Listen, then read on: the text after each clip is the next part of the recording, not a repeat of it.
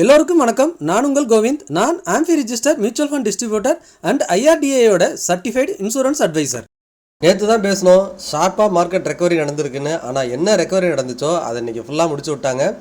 1100 புள்ளிகள் சென்செக்ஸ் டவுனில் முடிஞ்சிருக்கு. 78,918. ஸோ ஓப்பன் ஆனது பார்த்தீங்கன்னா 79,650 ஓப்பன் ஆகிட்டு ஓப்பன் ஆனதுலேருந்து மார்க்கெட் சைட்வேஸ் டவுன் ட்ரெண்டு தான்.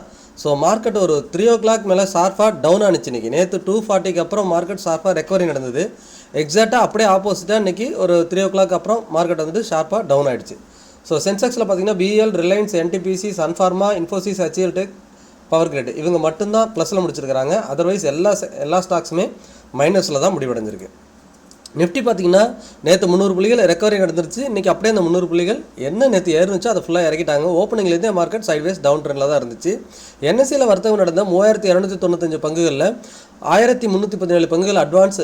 டிக்ளைன் பார்த்தீங்கன்னா 1874, அன்சேஞ்ச் 104, 52 வீக் ஹை தொட்ட பங்குகள் 30, 52 வீக் லோ தொட்ட பங்குகள் 196, அப்பர் சர்க்யூட் 81, லோவர் சர்க்யூட் 68. இன்றைக்கி மார்க்கெட் இந்தளவுக்கு டவுன் ஆகிறதுக்கு முக்கியமான காரணம் பார்த்தீங்கன்னா ரெண்டு பங்குகள் தான். அந்த 2 பங்குகள் ஹெச்டிஎஃப்சி பேங்க், இன்னொன்று ஐசிஐசி பேங்க்.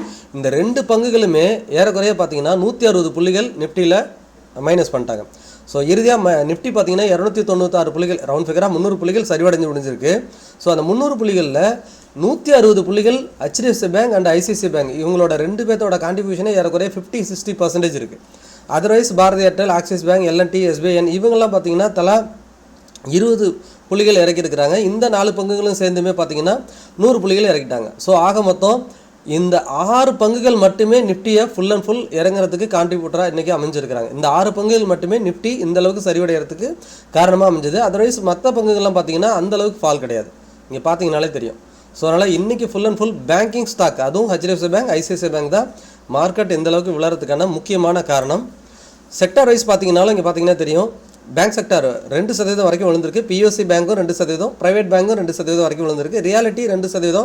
பட் நிஃப்டியோட வெயிட்டேஜ் ரியாலிட்டியில் கம்மி. அதனால் பேங்கிங் தான் ஃபுல் அண்ட் ஃபுல் நிஃப்டி இறங்குறதுக்கான மெயின் கான்ட்ரிபியூஷன். இன்றைக்கும் பார்த்தீங்கன்னா ஐடி செக்டார் தான் நிஃப்டியை கொஞ்சம் காப்பாற்றிருக்குன்னு சொல்லலாம். எஃப்எம்சிஜி ஆல்சோ, எஃப்எம்சிஜியும் ஐடியும் நியூட்ரலாக முடிச்சிருக்கிறாங்க. ஸோ இவங்க இன்னும் செல்லிங் நடந்திருந்ததுன்னா நிஃப்டி அந்த 24,300 கன்ஃபார்மாக பிரேக் பண்ணியிருக்கோம்.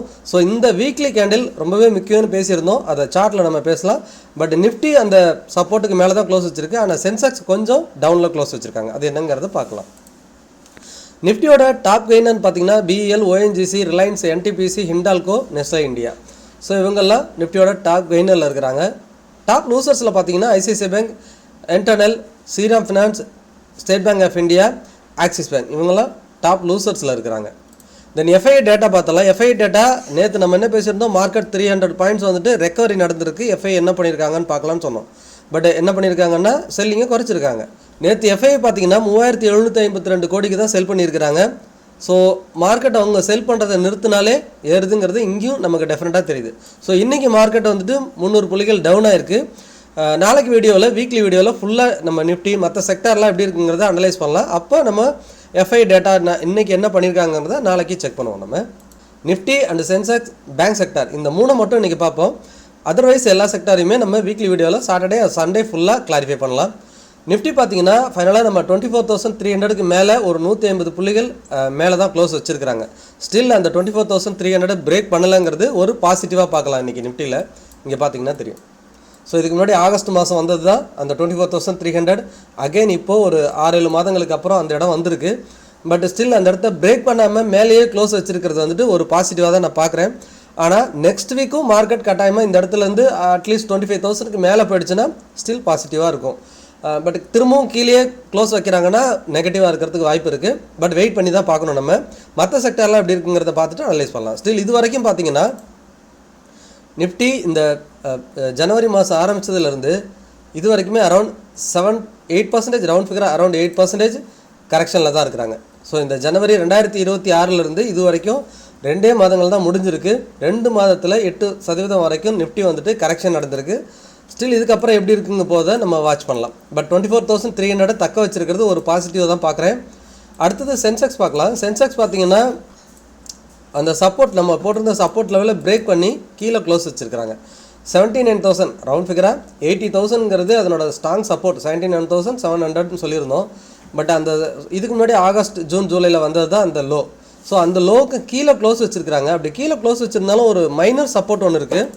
ஸோ நிஃப்டிக்கு எப்படி 23,900 சொன்னோம், அதே போல் சென்செக்ஸ் பார்த்தீங்கன்னா இந்த இடம், இந்த ரெட் கேண்டில் இருக்கு இல்லையா, இந்த ரெட் கேண்டிலோட சப்போர்ட் வந்து 78,900. ஸோ எக்ஸாக்டாக மார்க்கெட் க்ளோசிங் அதில் தான் இருக்குது. வீக்லி கேண்டில் பார்த்தீங்கன்னா அந்த இடத்துல தான் க்ளோஸ் வச்சுருக்காங்க.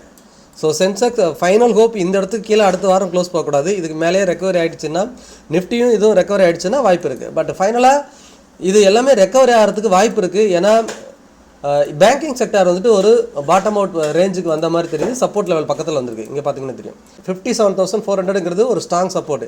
இதுக்கு முன்னாடி பார்த்தீங்கன்னா ஜூன் மந்த் வந்த ஹை, அதுக்கப்புறம் அதை பிரேக் பண்ணும்போது அந்த இடத்துல ஒரு சின்ன கன்சல்டேஷன் நடந்திருக்கு. இங்கே பாருங்கள், இந்த இடத்த பிரேக் பண்ணும்போது மார்க்கெட் அங்கிறது ஒரு நல்ல ஹை போயிருக்கு. அந்த 57,400 பிரேக் பண்ணும்போது நல்ல ஹை போயிருக்கு. அகைன் இப்போ அந்த 57,400 பக்கத்தில் வந்து க்ளோஸ் வச்சிருக்கு. வீக்லி கேண்டில் அதுக்கு கீழே க்ளோஸ் வைக்காத வரைக்கும் பேங்கிங் செக்டார் வந்துட்டு சப்போர்ட் தான். ஸோ பேங்கிங் செக்டாரும் சப்போர்ட் பக்கத்தில் இருக்குது, நிஃப்டியும் சப்போர்ட் பக்கத்தில் இருக்குது. சென்செக்ஸ் பார்த்தீங்கன்னா பிரேக் ஆயிருந்தாலும் அது மைனர் அடுத்த ஒரு சின்ன சப்போர்ட் பக்கத்தில் தான் இருக்குது. பேங்கிங் அண்ட் சென்செக்ஸ் நிஃப்டி எல்லாமே சப்போர்ட் பக்கத்தில் இருக்குது. இது எல்லாமே சப்போர்ட் எடுக்கிறதுக்கு தான் வாய்ப்பு இருக்குது. இதை வந்து வீக்லி வீடியோவில் ஃபுல்லாக நம்ம அனலைஸ் பண்ணுவோம்.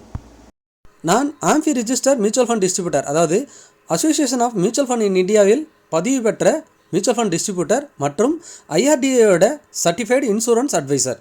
நீங்கள் நம்ம மூலிமா மியூச்சுவல் ஃபண்டில் முதலீடு பண்ணலாம். மியூச்சுவல் ஃபண்ட் பற்றின உங்களோட எல்லா சந்தேகத்துக்கும் கிளாரிஃபை பண்ணிக்கலாம். அதுக்கு நீங்கள் டிஸ்பிளே தெரியுற வாட்ஸ்அப் நம்பருக்கோ அல்லது மெயில் ஐடிக்கோ தொடர்பு கொள்ளுங்கள். பங்குச்சந்தை தொடர்பான டெய்லி அப்டேட்டுக்கு டெலிகிராம் சேனல் லிங்க் கொடுக்குற சர்ச் பண்ணி ஜாயின் பண்ணுங்கள். நீங்கள் நம்ம சேனலுக்கு புதுசாக இருந்தீங்கன்னா நம்ம சேனலை சப்ஸ்கிரைப் பண்ணுங்கள், லைக் பண்ணுங்கள், உங்களோட ஃப்ரெண்ட்ஸ் அண்ட் ஃபேமிலிக்கு மறக்காமல் ஷேர் பண்ணி பார்க்க சொல்லுங்கள். மீண்டும் ஒரு நல்ல வீடியோவில் சந்திக்கிறேன். உங்கள் கோவிந்த்.